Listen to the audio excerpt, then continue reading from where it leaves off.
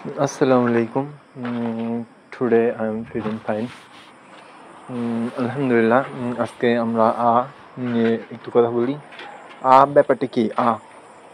হচ্ছে একটা একটা বোঝাতে একবারে আমরা নাম্বার ফার্স্ট যেটাকে বুঝি সেটা হচ্ছে ইংলিশ অ্যালফাবেটের প্রথম লেটার, যেটা এ অথবা এটাকে উচ্চারণ করা হয় আমি এটার সম্পূর্ণ ডেফিনিশন এখন আপনাকে বুঝাই। I have a pain. এখানে আপনি কি কইছেন?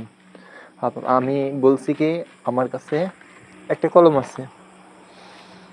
You have a book. তোমার কাছে একটা বই আছে। Please give me a pen. আমাকে একটি কলম দাও। Please give me a cup of tea. এখানে এটা বোঝা যায় না। Please give me a cup of tea. এখানে কি চাইছে? আমাকে দয়া করে এক কাপ চা দাও। Please give me a cup of T hot. দয়া করে আমাকে এক কাপ চা গরম দাও। এখানে আরও কি বোঝায় দেখেন। Please call me a number. এখানে একটি বুঝাইছে।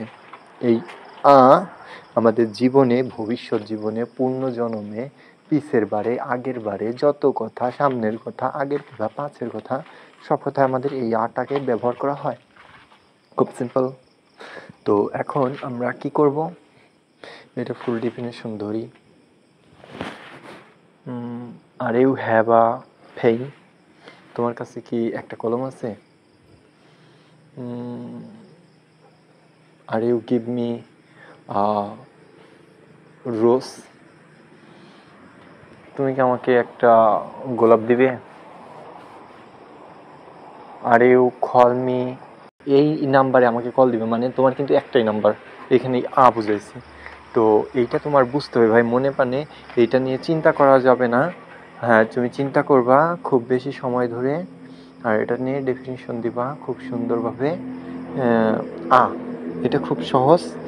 I have a mobile phone.